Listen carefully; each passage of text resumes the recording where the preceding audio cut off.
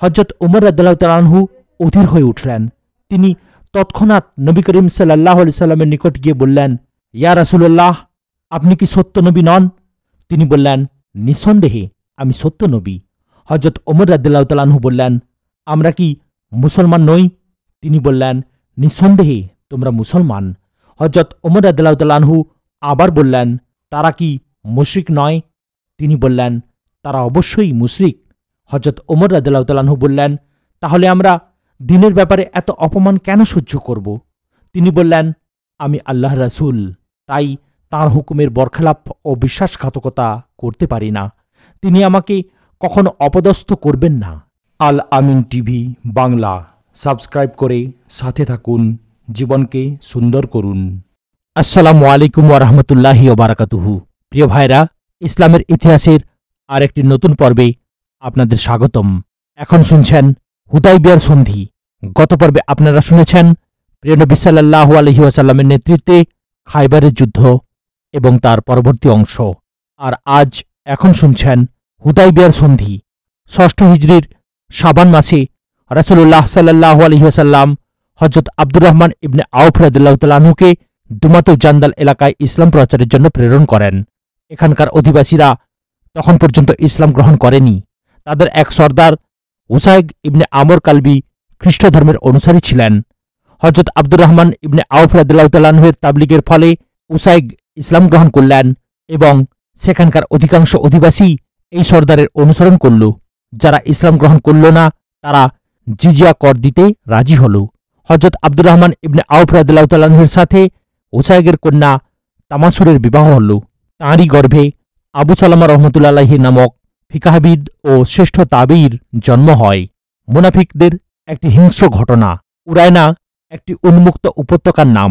সেখানকার বনু উকুলের কিছু সংখ্যক লোক মদিনায় এসে বাধ্যত ইসলাম গ্রহণ করল এবং কিছুদিন মদিনায় অবস্থান করে অভিযোগ করল যে আমরা গবাদি পশুর দুধ খেয়ে জীবনধারণ করি, অন্যবিধ খাদ্যদ্রব্য আহার করতে আমরা অভ্যস্ত নই, তাই মদিনায় থাকার ফলে আমাদের শরীরে খোস পাঁচড়া হয়েছে, আমরা মারাত্মক শারীরিক পীড়ায় আক্রান্ত। হযরত নবী করিম সাল্লাল্লাহু আলাইহি ওয়াসাল্লাম তাদের তাঁর উটের চারণভূমি কুবা উপত্যকায় পাঠিয়ে দিলেন। সেখানে দুধ খেয়ে খেয়ে যখন তারা খুব স্বাস্থ্যবান ও মোটাতাজা হল, তখন ইয়াসার নামক নবী সাল্লাল্লাহু আলাইহি ওয়াসাল্লামের একজন খাদিম ও উট রক্ষককে একাকী পেয়ে অতি নির্দয়ভাবে হত্যা করল। তার হাত পা কর্তন করল, চোখের মধ্যে বাবলা কাঁটা ফুঁড়ল, হাত পা কাটা লাশটি একটি গাছের ডালে বেঁধে ঝুলিয়ে রাখল এবং সমুদয় উট হাঁকিয়ে নিয়ে গেল। এ খবর যখন মদিনায় পৌঁছল, তখন নবী করিম সাল্লাল্লাহু আলাইহি ওয়াসাল্লাম কুরজ ইবনে খালিদ আল ফিহরিকে ২০ জন অশ্বারোহী সহ তাদের পশ্চাৎধাবনে প্রেরণ করলেন। দুর্বৃত্তরা পথিমধ্যেই গ্রেপ্তার হল। গ্রেপ্তার হয়ে মদিনায় আসার পর তাদের হত্যা করার নির্দেশ জারি হল। এইভাবে তারা তাদের কৃতকর্মের শাস্তি ভোগ করল। হুদাইবিয়ার সন্ধি। আরব দেশে যদিও ইব্রাহিমী দ্বীনের প্রচলন ছিল এবং আরবরা শিরক ও মূর্তি পূজায় লিপ্ত ছিল, কিন্তু কাবাঘরের মর্যাদা ও শ্রেষ্ঠত্ব সবাই স্বীকার করত এবং সর্বদা কাবাঘরের হজ পালন করত। হজ্জের দিনগুলোতে যুদ্ধবিগ্রহও মুলতবি করে দিত। ৬ষ্ঠ হিজরির শাওয়াল মাসে নবী করিম সাল্লাল্লাহু আলাইহি ওয়াসাল্লাম স্বপ্নে দেখলেন সাহাবায়ে কিরাম নিয়ে তিনি কাবাঘরে প্রবেশ করছেন। সাহাবায়ে কিরাম ও নবী করিম সাল্লাল্লাহু আলাইহি ওয়াসাল্লামের কাবাঘর তাওয়াফ ও জিয়ারত করার বাসনাও ছিল। এই স্বপ্ন দ্বারা তা আরও চাঙ্গা হয়ে উঠল। নবী করিম সাল্লাল্লাহু আলাইহি ওয়াসাল্লাম উমরা অর্থাৎ কাবা জিয়ারতের সংকল্প করলেন। ৬ষ্ঠ হিজরির জুলকাদাহ মাসে তিনি ১,৪০০ সাহাবা সমভিব্যাহারে মদিনা থেকে মক্কা অভিমুখে রওয়ানা করলেন। উমরার ইহরাম বাঁধলেন এবং কুরবানির জন্য ৭০টি উট সঙ্গে নিলেন। ইহরাম বাঁধা এবং কুরবানির উট সঙ্গে নেয়া থেকেই বোঝা যায় যে তিনি যুদ্ধ করার অভিপ্রায় নিয়ে বের হননি, বরং তাঁর উদ্দেশ্য ছিল নিছক বাইতুল্লাহর জিয়ারত করা। মক্কার কুরাইশদেরও কোনো অধিকার ছিল না কাবাঘরের জিয়ারত থেকে কাউকে বিরত রাখার।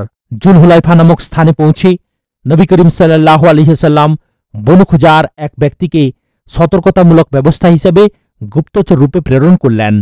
তিনি আসফান নামক স্থানে ফিরে এসে নবী করিম সাল্লাল্লাহু আলাইহি ওয়াসাল্লামকে খবর দিলেন যে কুরাইশরা আপনার আগমন সংবাদ পেয়ে মস্ত এক বাহিনী মোকাবেলার জন্য সমবেত করেছে। তারা আপনাকে কাবাঘরের প্রবেশ করতে বাধা দেবে। তিনি সাহাবাই কিরামের সাথে পরামর্শ করলেন। হযরত আবু বকর সিদ্দিক রাদিয়াল্লাহু তাআলা আনহু বললেন, আমরা উমরার নিয়ত করে এসেছি, যুদ্ধ করার জন্য আসিনি। কিন্তু কেউ যদি আমাদের ও বাইতুল্লাহর মাঝখানে প্রতিবন্ধক হয়ে দাঁড়ায়, তবে বাধ্য হয়ে তার সাথে লড়াই করা উচিত। হযরত নবী করিম সাল্লাল্লাহু আলাইহি ওয়াসাল্লাম এই রায় শুনে সামনে অগ্রসর হওয়ার নির্দেশ দিলেন। নবী সাল্লাল্লাহু আলাইহি ওয়াসাল্লাম আসফান থেকে রওনা হয়ে রাস্তা থেকে একটু ডান দিকে সরে গিয়ে সামনে অগ্রসর হলেন এবং দ্রুত খালিদ ইবনে ওয়ালিদের নিকটে পৌঁছলেন। খালিদ ইবনে ওয়ালিদ মুসলমানদের এই হঠাৎ আগমনে হতবুদ্ধি হয়ে মক্কার দিকে দ্রুত ঘোড়া ছুটিয়ে দিল এবং মক্কাবাসীকে মুসলমানদের অদূরে পৌঁছে যাওয়ার সংবাদ দিল। হযরত নবী করিম সাল্লাল্লাহু আলাইহি ওয়াসাল্লাম অগ্রসর হতে হতে সেই পাহাড়ের পাদদেশ পর্যন্ত পৌঁছে গেলেন, যেখান থেকে অপরদিকে অবতরণ করলে মক্কা নগরীর মাঠ শুরু হয়ে যেত। তাঁর উটনী ওই জায়গায় বসে গেল। লোকেরা বলল, উটনী ধোঁকা দিয়েছে। নবী করিম সাল্লাল্লাহু আলাইহি ওয়াসাল্লাম বললেন, উটনী ধোঁকা দেয়নি। আল্লাহর মর্জির বিরুদ্ধে তোমাদের বাসনা পূর্ণ হতে পারে না। হুদাইবিয়া প্রান্তর। হযরত মুহাম্মদ সাল্লাল্লাহু আলাইহি ওয়াসাল্লাম বলতে চাচ্ছিলেন যে বাইতুল্লাহ ও মক্কা মুকাররমায় যে বালাদুল হারাম অবস্থিত, তার উপর হামলা করা কাবাঘরের সম্ভ্রম বিরোধী। এজন্য আল্লাহ তোমাদেরকে থামিয়ে দিচ্ছেন। তারপর তিনি উটনীকে ধমক দিলেন। সে বসা থেকে উঠে চলতে আরম্ভ করল। নবী সাল্লাল্লাহু আলাইহি ওয়াসাল্লাম হুদাইবিয়া নামক স্থানের কূপের কাছে অবস্থান করলেন। ওই কূপের মধ্যে খুব সামান্য পানি ছিল। একটু পরেই তা নিঃশেষ হয়ে গেল। লোকেরা পানির কষ্টে পড়ল। হযরত নবী করিম সাল্লাল্লাহু আলাইহি সাল্লাম তাঁর তুনি থেকে একটি তীর বের করে হযরত বারা ইবনে আজিব রাদিয়াল্লাহু তাআলা আনহুকে দিয়ে বললেন, এই তীরটি কূপের মধ্যে ফেলে দাও। তীরটি কূপের মধ্যে ফেলে দিতেই কূপের পানি বেড়ে গেল। মুসলিম বাহিনীর আর পানির কষ্ট হল না। হযরত নবী করিম সাল্লাল্লাহু আলাইহি সাল্লাম হুদাইবিয়ায় অবস্থান নিলেন।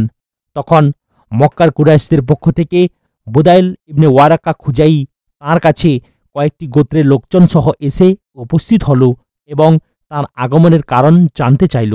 তিনি বললেন, তোমরা কি দেখতে পাচ্ছ না যে কাফেলার সামনে কুরবানির উটগুলো সারিবদ্ধভাবে দাঁড়িয়ে আছে এবং আমরা ইহরাম বেঁধে আছি? বুদাইল একথা শুনে ফিরে চলে গেল এবং মক্কার কুরাইশদের বলল, তোমরা অহেতুক শোরগোল করছ। মুহাম্মদ সাল্লাল্লাহু আলাইহি ওয়াসাল্লাম তো কেবল বাইতুল্লাহ জিয়ারত করতে এসেছেন, তোমাদের সাথে যুদ্ধ করতে আসেননি। কুরাইশের কলহপরায়ণ লোকেরা বলল, আমরা তাদেরকে বাইতুল্লাহ জিয়ারত করার জন্যও আসতে দেব না। কিন্তু তাদের সমঝদার লোকেরা একটু নিশ্চুপ হয়ে চিন্তা করতে লাগল। তারপর মক্কাবাসী আহাবিশ গোত্রগুলোর প্রধান সর্দার উলায়েস ইবনে আলামা কিনানিকে দূত হিসাবে প্রেরণ করল। তিনি নবী করিম সাল্লাল্লাহু আলাইহি সাল্লামের নিকট পর্যন্ত এলেন না, বরং কুরবানির উটগুলোকে দেখে রাস্তা থেকেই ফিরে গেলেন এবং বললেন, মুসলমানরা যুদ্ধ করার জন্য আসেনি, বরং উমরা করতে এসেছে। কাবাঘর জিয়ারতে বাধা দেওয়ার কোনো অধিকার কারো নেই। একথা শুনে কুরাইশরা বলল, তুমি জঙ্গলি মানুষ, কিছুই জানো না। আমরা মুসলমানদেরকে কোশমিনকালেও মক্কায় প্রবেশ করতে দেব না। তখন নবী করিম সাল্লাল্লাহু আলাইহি ওয়াসাল্লাম খিরাস ইবনে উমাইয়া খুজাই রাদিয়াল্লাহু তাআলা আনহুকে তাগালুব নামক উট দিয়ে মক্কার কুরাইশদের নিকট প্রেরণ করলেন এবং বলে পাঠালেন যে আমরা যুদ্ধ করার জন্য আসিনি। আমাদের উদ্দেশ্য হচ্ছে শুধু কাবাঘর জিয়ারত করা এবং কুরবানি করা। হযরত খিরাস রাদিয়াল্লাহু তাআলা আনহু এই বার্তাটি কুরাইশদের নিকটে পৌঁছে দিলেন। কুরাইশরা খিরাসের উটটিকে জবেহ করল এবং খিরাসকেও মেরে ফেলতে চাইল, কিন্তু উলায়েস ও তাঁর লোকজন খিরাসকে মক্কার কুরাইশদের কবল থেকে উদ্ধার করে ফেরত পাঠিয়ে দিলেন। এরপর কুরাইশের একদল উগ্র নওজওয়ান মুসলমানদের আক্রমণ করার জন্য মক্কা থেকে বের হয়ে উপত্যকায় এল, কিন্তু সাহাবায়ে কিরাম তাদেরকে দেখে ফেললেন এবং সবাইকে গ্রেপ্তার করলেন। কিন্তু পরে নবী করিম সাল্লাল্লাহু আলাইহি ওয়াসাল্লামের নির্দেশক্রমে তাদেরকে ছেড়ে দিলেন। এবার নবী করিম সাল্লাল্লাহু আলাইহি সাল্লাম ইরাদা করলেন যে হযরত উমর ফারুক রাদিয়াল্লাহু তাআলা আনহুকে মক্কাবাসীদের নিকট পাঠাবেন। কিন্তু মক্কায় আমার গোত্র বনু আদি ইবনে কাবের এমন কোনো লোক নেই যে আমাকে তার জিম্মায় নিতে পারে। সুতরাং আমার যাওয়াটা আশঙ্কার কারণ হতে পারে। আমার চেয়ে ভালো হচ্ছে হযরত উসমান ইবনে আফফান, কেননা তাঁর গোত্রে বনু উমাইয়ার বহু প্রভাবশালী ও শক্তিশালী লোক বর্তমান আছে। হজরত নবী করিম সাল্লাল্লাহু আলাইহি সাল্লাম হজরত ওমর রাদিয়াল্লাহু তাআলা আনহুর এই প্রস্তাবটি খুব পছন্দ করলেন এবং হজরত উসমান গনি রাদিয়াল্লাহু তাআলা আনহুকে দূত হিসাবে আবু সুফিয়ানের নিকট প্রেরণ করলেন। মক্কায় হজরত উসমানের সাথে সর্বপ্রথম সাক্ষাৎ হল আবান ইবনে সাইদ ইবনে আল আসের। আবান সঙ্গে সঙ্গে তাকে তার জিম্মায় নিয়ে নিল এবং আবু সুফিয়ান ও অন্যান্য কুরাইশ সর্দারের নিকট নিয়ে গেল। কুরাইশ সর্দারগণ হজরত উসমান গনি রাদিয়াল্লাহু তাআলা আনহুর নিকট হজরত নবী করিম সাল্লাল্লাহু আলাইহি সাল্লামের বার্তা শ্রবণ করে বলল, আমরা শুধু তোমাকে কাবাঘর তাওয়াফ করার অনুমতি দিচ্ছি। হজরত উসমান রাদিয়াল্লাহু তাআলা আনহু বললেন, আমি হজরত নবী করিম সাল্লাল্লাহু আলাইহি সাল্লাম ছাড়া একা তাওয়াফ করতে পারি না। একথা শুনে কুরাইশরা অসন্তুষ্ট হল এবং হজরত উসমান রাদিয়াল্লাহু তাআলা আনহুকে আটকে রাখল। বায়াতে রিজওয়ান। হজরত উসমান রাদিয়াল্লাহু তাআলা আনহুর ফিরে আসতে যখন দেরি হল, তখন মুসলমানদের মধ্যে এই খবর রটে গেল যে উসমান রাদিয়াল্লাহু তাআলা আনহুকে মক্কাবাসীরা শহীদ করে দিয়েছে। এই খবর শুনতেই নবী করিম সাল্লাল্লাহু আলাইহি সাল্লাম বললেন, উসমান হত্যার প্রতিশোধ না নিয়ে আমরা এখান থেকে একটুও নড়ব না। তিনি তখনই একটি গাছের নিচে বসে পড়লেন এবং সমস্ত সাহাবা থেকে প্রাণ বিসর্জন দেওয়ার বায়াত নিলেন। এই বায়াতই বায়াতে রিজওয়ান নামে খ্যাত। কুরআনুল কারিমে এর উল্লেখ করা হয়েছে এভাবে, মুমিনরা যখন বৃক্ষতলে আপনার নিকট বায়াত গ্রহণ করল, তখন আল্লাহ তাদের প্রতি সন্তুষ্ট হলেন। ৪৮ নম্বর সূরার ১৮ নম্বর আয়াত। কিন্তু কিছুক্ষণ পরই হজরত উসমান গনি রাদিয়াল্লাহু তাআলা আনহু মক্কা থেকে চলে এলেন এবং তিনিও রাসূলুল্লাহ সাল্লাল্লাহু আলাইহি সাল্লামের নিকট অনুরূপ বায়াত গ্রহণ করলেন। মক্কার কাফিরদের দূরদর্শী ও বুদ্ধিমান লোকেরা লড়াই করা অপছন্দ করেছিল, কিন্তু তাদের মধ্যে বেশিরভাগ লোকই ছিল কলহপরায়ণ। এক্ষণে মুসলমানদের রণপ্রস্তুতি দেখে এই ফাসাদি লোকেরাও কিছুটা সন্ধি ও সমঝোতার দিকে ঝুঁকল। তাই মক্কাবাসীরা বনু সাকিফের সর্দার উরওয়া ইবনে মাসুদকে হজরত নবী করিম সাল্লাল্লাহু আলাইহি সাল্লামের নিকট প্রেরণ করল। উরওয়া এসে বলল, মুহাম্মদ সাল্লাল্লাহু আলাইহি ওয়াসাল্লাম কুরাইশদের সামনে তারা কসমিনকালেও তিষ্ঠাতে পারবে না। হজরত আবু বকর সিদ্দিক রাদিয়াল্লাহু তাআলা আনহু উরওয়ার এই কথা শুনে অতি কঠোর ভাষায় দাঁত ভাঙা জবাব দিলেন। উরওয়া নীরব হয়ে গেল। হজরত নবী করিম সাল্লাল্লাহু আলাইহি সাল্লাম উরওয়াকে বললেন, আমরা যুদ্ধ করার জন্য আসিনি, উমরাহ করার জন্য এসেছি। কিন্তু মক্কাবাসী যদি লড়াই করতে চায়, তবে আমি আমার নবুয়তের কাজের জন্য আমার হাড় থেকে গোশত বিচ্ছিন্ন না হওয়া পর্যন্ত কিংবা আল্লাহ তার ফায়সালা ঘোষণা না করা পর্যন্ত তাদের সাথে লড়াই করব। মক্কাবাসী যদি চায়, তবে একটি নির্দিষ্ট সময়ের জন্য আমার সাথে যুদ্ধবিরতি চুক্তি করতে পারে। এই সময়ে তারা আমাকে ইসলাম প্রচার করতে দেবে, আর ইচ্ছা হলে স্বয়ং নিজেরাও ইসলাম গ্রহণ করে চিরতরে যুদ্ধবিগ্রহ শেষ করে দেবে। রাসূলে আকরাম সাল্লাল্লাহু আলাইহি সাল্লামের প্রতি সাহাবাদের প্রাণপূর্ণ ভালোবাসা। উরওয়া যখন নবী করিম সাল্লাল্লাহু আলাইহি সাল্লামের সাথে কথা বলছিল, তখন সে তার হাত বিস্তার করে করে তাঁর দাড়ির কাছে নিয়ে যেত। হযরত মুগিরা ইবনে শুবা রাদিয়াল্লাহু তাআলা আনহু তার এই আচরণ বরদাস্ত করতে পারলেন না। তিনি তাঁর তরবারির হাতল উরওয়ার হাতের উপর মারলেন এবং তাকে আদবের সাথে কথা বলতে বললেন। উরওয়া মক্কার কুরাইশদের কাছে ফিরে গিয়ে বলল, হে কুরাইশ সম্প্রদায়, আমি রোমের কায়সার ও পারস্যের কিসরার দরবার দেখেছি, কিন্তু আমি কোনো বাদশাহকে তাঁর সহচরদের মধ্যে এত প্রিয় ও মর্যাদাবান পাইনি, যেমনটি মুহাম্মদ সাল্লাল্লাহু আলাইহি ওয়াসাল্লামকে তাঁর আসহাবদের মধ্যে প্রিয় ও মর্যাদাবান পেলাম। মুহাম্মদ সাল্লাল্লাহু আলাইহি সাল্লামের আসহাবদের অবস্থা এই যে, তারা মুহাম্মদ সাল্লাল্লাহু আলাইহি সাল্লামের অজুর পানি মাটিতে পড়তে দেন না।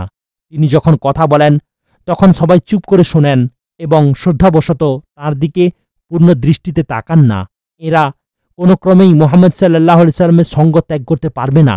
মুহাম্মদ সাল্লাল্লাহু আলাইহি ওয়াসাল্লাম যে প্রস্তাব তোমাদের সামনে পেশ করেছে, তা কবুল করে নেওয়া এবং তাঁর সন্ধি প্রস্তাব মেনে নেয়াই তোমাদের পক্ষে শ্রেয়। এরপর মক্কার কুরাইশরা সুহাইল ইবনে আমরকে তাদের সর্বময় প্রতিনিধি রূপে প্রেরণ করল এবং তাকে বলে দিল যে, সন্ধি কেবল এভাবেই হতে পারে যে এবছর মুহাম্মদ সাল্লাল্লাহু আলাইহি সাল্লাম তাঁর সহচরদের নিয়ে ফিরে যাবেন এবং আগামী বছর এসে উমরাহ করবেন। নবী করিম সাল্লাল্লাহু আলাইহি ওয়াসাল্লাম যখন দূর থেকে সুহাইলকে আসতে দেখলেন, তখন বললেন, ব্যাপার এবার সহল অর্থাৎ সহজ হয়ে গেল। কুরাইশরা যখন ওই ব্যক্তিকে পাঠিয়েছে তখন তারা সন্ধি করারই নিয়ত করেছে। সুতরাং সুহাইল সন্ধির শর্তাবলী পেশ করল। নবী করিম সাল্লাল্লাহু আলাইহি ওয়াসাল্লামও সে শর্তগুলো মেনে নিলেন এবং তখনই হযরত আলী রাদিয়াল্লাহু তাআলা আনহুকে সন্ধিপত্র লেখার জন্য ডেকে পাঠালেন। হযরত আলী রাদিয়াল্লাহু তাআলা আনহু সন্ধিপত্রের শীর্ষে বিসমিল্লাহির রহমানির রহিম লিখলেন। সুহাইল বললেন, আমরা রহমানকে চিনি না, তুমি আমাদের রীতি অনুসারে কেবল বিসমিল্লাহ লিখো। নবী করিম সাল্লাল্লাহু আলাইহি সাল্লাম বলল, ঠিক আছে, ওইভাবেই লিখো। এরপর হযরত আলী রাদিয়াল্লাহু তাআলা আনহু মুহাম্মদ রাসূলুল্লাহ লিখলেন। তখন সুহাইল তার উপরও আপত্তি করল এবং বলল, আমরা যদি তাকে রাসূলই মানতাম তবে তো ব্যাপারটি এ পর্যন্ত গড়াতই না, তুমি শুধু মুহাম্মদ বিন আবদুল্লাহ লিখো। নবী সাল্লাল্লাহু আলাইহি সাল্লাম বললেন, আমি আল্লাহর রাসূল, তোমরা তা মানো বা না মানো। তারপর হযরত আলী রাদিয়াল্লাহু তাআলা আনহুকে সম্বোধন করে বললেন, সুহাইলের ইচ্ছা অনুযায়ী ওই শব্দটি কেটে দাও। হযরত আলী রাদিয়াল্লাহু তাআলা আনহু বললেন, আমি আমার কলম দিয়ে রাসূলুল্লাহ শব্দ কাটতে পারবো না। তিনি বললেন, দাও, আমি আমার হাত দিয়ে কেটে দিচ্ছি। এই বলে তিনি স্বয়ং তার হস্ত মুবারক দিয়ে ওই শব্দটি কেটে দিলেন। শর্তসমূহ। সন্ধিপত্র বা চুক্তিপত্রের শর্তসমূহ ছিল এরূপ: ১. মুসলমানরা এবছর উমরাহ করবে না, আগামী বছর এসে উমরাহ করবে। মক্কায় প্রবেশকালে তরবারি ছাড়া কোনো হাতিয়ার তাদের নিকট থাকবে না, তরবারিও কোষবদ্ধ থাকবে, আর ৩ দিনের বেশি মক্কায় অবস্থান করবে না। ২. সন্ধির সময়কাল হবে ১০ বছর। এই সময়ের মধ্যে কোনো পক্ষ অপর পক্ষের জান ও মালের উপর আদৌ হস্তক্ষেপ করতে পারবে না, পরস্পর শান্তি ও নিরাপত্তার সাথে বসবাস করবে। ৩. আরবের প্রতিটি গোত্র ও প্রতিটি সম্প্রদায় যে কোনো পক্ষের সাথে চুক্তিবদ্ধ হতে পারবে। ওই চুক্তিপত্র গোত্র ও সম্প্রদায়ের উপরও এই সন্ধিপত্রের শর্তসমূহ একইভাবে প্রযোজ্য হবে। উভয় পক্ষেরই অন্যান্য গোত্রকে নিজেদের দলভুক্ত করার এখতিয়ার থাকবে। ৪. যদি কুরাইশদের মধ্য থেকে কোনো ব্যক্তি তার ওয়ালির অনুমতি ছাড়া মুসলমানদের নিকট চলে যায় তবে তাকে কুরাইশদের নিকট ফেরত পাঠাতে হবে, কিন্তু কোনো মুসলমান কুরাইশদের কাছে এলে তাকে ফেরত পাঠানো হবে না। সন্ধি চুক্তির প্রতিক্রিয়া। এই চুক্তির চতুর্থ শর্তটি সাহাবায়ে কিরামের নিকট অসহনীয় ঠেকছিল। ঘটনাক্রমে চুক্তিপত্র লেখার সময়ই খোদ সুহাইলের পুত্র আবু জান্দাল রাদিয়াল্লাহু তাআলা আনহু, যিনি মুসলমান হয়েছিলেন এবং এই অপরাধে তাকে শেকল দিয়ে বেঁধে রাখা হয়েছিল, কোনো ক্রমে কয়েদ থেকে বের হয়ে নবী করিম সাল্লাল্লাহু আলাইহি সাল্লামের নিকটে পালিয়ে এলেন। হযরত আবু জান্দাল রাদিয়াল্লাহু তাআলা আনহুকে কাফিররা ইসলাম গ্রহণের অপরাধে নির্মমভাবে দৈহিক নির্যাতন করেছিল। তাঁর শরীরে তখনও জখমের দাগ ও তাজা ঘা দগদগ করছিল। তিনি তাঁর সেই জখম দেখিয়ে নবী করিম সাল্লাল্লাহু আলাইহি সাল্লামের নিকট ফরিয়াদ করলেন যে আমাকে অবশ্যই আপনার সাথে মদিনায় নিয়ে যাবেন। সুহাইল বলল, চুক্তিপত্রের শর্ত অনুসারে আবু জান্দালকে আমরা ফেরত পাব। নবী করিম সাল্লাল্লাহু আলাইহি ওয়াসাল্লাম সুহাইলকে বোঝালেন, কিন্তু সে সম্মত হল না। শেষে আবু জান্দালকে সুহাইলের নিকটে সুপর্দ করা হলো। সুহাইল সেখান থেকে আবু জান্দালকে মারতে মারতে মক্কার দিকে নিয়ে গেল। এই দৃশ্য দেখে হযরত উমর রাদিয়াল্লাহু তাআলা আনহু অধীর হয়ে উঠলেন। তিনি তৎক্ষণাৎ নবী করিম সাল্লাল্লাহু আলাইহি সাল্লামের নিকট গিয়ে বললেন, ইয়া রাসূলুল্লাহ, আপনি কি সত্য নবী নন? তিনি বললেন, নিঃসন্দেহে আমি সত্য নবী। হযরত উমর রাদিয়াল্লাহু তাআলা আনহু বললেন, আমরা কি মুসলমান নই? তিনি বললেন, নিঃসন্দেহে তোমরা মুসলমান। হযরত উমর রাদিয়াল্লাহু তাআলা আনহু আবার বললেন, তারা কি মুশরিক নয়? তিনি বললেন, তারা অবশ্যই মুশরিক। হযরত উমর রাদিয়াল্লাহু তাআলা আনহু বললেন, তাহলে আমরা দ্বীনের ব্যাপারে এত অপমান কেন সহ্য করব? তিনি বললেন, আমি আল্লাহর রাসূল, তাই তাঁর হুকুমের বরখেলাপ ও বিশ্বাসঘাতকতা করতে পারি না। তিনি আমাকে কখনো অপদস্থ করবেন না। এরপর যখন হযরত ওমর রাদিয়াল্লাহু তাআলা আনহুর রাগ ঠান্ডা হল তখন তিনি তাঁর এই স্পর্ধা ও ঔদ্ধত্যের জন্য খুবই লজ্জিত হলেন। সারা জীবন তওবা ও ইস্তিগফার করতেন এবং গোলাম আজাদ করতে থাকেন। সুস্পষ্ট বিজয়। সন্ধিপত্র সম্পন্ন হওয়ার পর নবী করিম সাল্লাল্লাহু আলাইহি সাল্লাম ও মুসলমানগণ হুদাইবিয়ায় কুরবানি করলেন, ইহরাম খুললেন এবং ক্ষৌরকার্য করালেন। এই সন্ধিপত্র বা চুক্তিপত্রের পর বনু খুজাআ নবী করিম সাল্লাল্লাহু আলাইহি সাল্লামের সাথে চুক্তিবদ্ধ হল, আর বনু বকর চুক্তিবদ্ধ হল মক্কার কুরাইশের সাথে। বনু খুজাআ ও বনু বকরের মধ্যে বহুকাল ধরে শত্রুতা চলে আসছিল। এরা উভয়েই যেহেতু এক এক পক্ষের চুক্তিবদ্ধ মিত্র বনে গেল, সেহেতু নবী করিম সাল্লাল্লাহু আলাইহি সাল্লাম ও কুরাইশের মধ্যে যেমন শান্তি ও নিরাপত্তার সাথে বসবাস করার চুক্তি হলো, তেমনি ওই দুই গোত্রের মধ্যেও সন্ধি হয়ে গেল।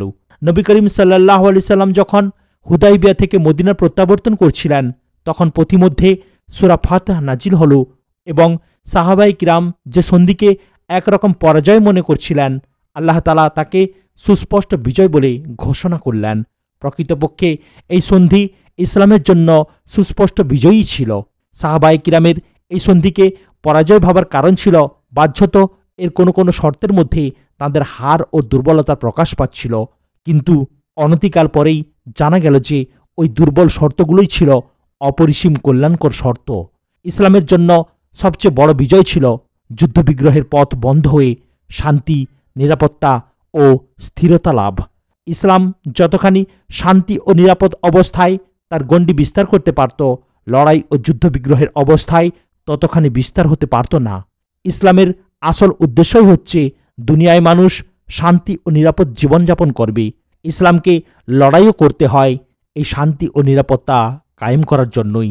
ইসলামের যুদ্ধ যুদ্ধের জন্য নয়, বরং যুদ্ধ মেটানো ও শান্তি কায়েম করার জন্য। তাই দেখা যায় হুদাইবিয়ার সন্ধির পর মাত্র 2 বছরের মধ্যেই মুসলমানদের সংখ্যা দ্বিগুণ হয়ে গিয়েছিল।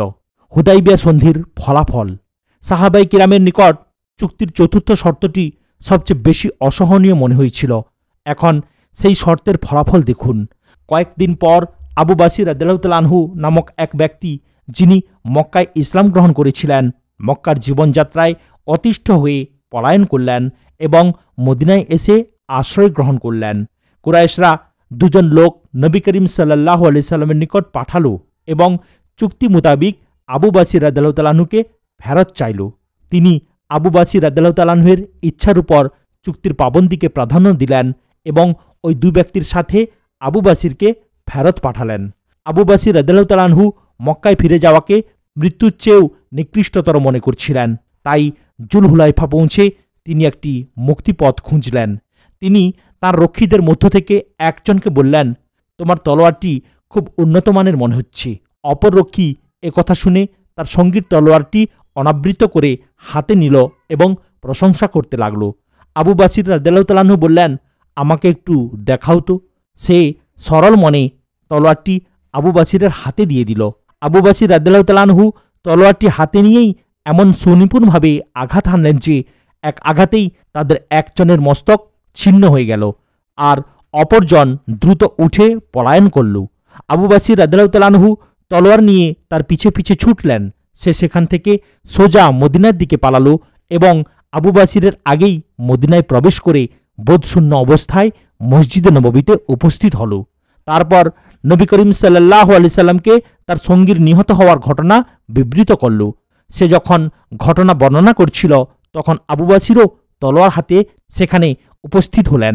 নবী করিম সাল্লাল্লাহু আলাইহি ওয়াসাল্লাম আবু বাসিরকে দেখে বললেন, এই লোকটি যুদ্ধের আগুন জ্বালাতে চায়। একে সাহায্য করা হলে যুদ্ধ অনিবার্য হয়ে উঠবে। তার পবিত্র জবানে এই কথা শুনে আবু বাসির রাদিয়াল্লাহু তাআলা আনহু নিশ্চিত বুঝতে পারলেন যে মদিনায় তার অবস্থান করা কঠিন।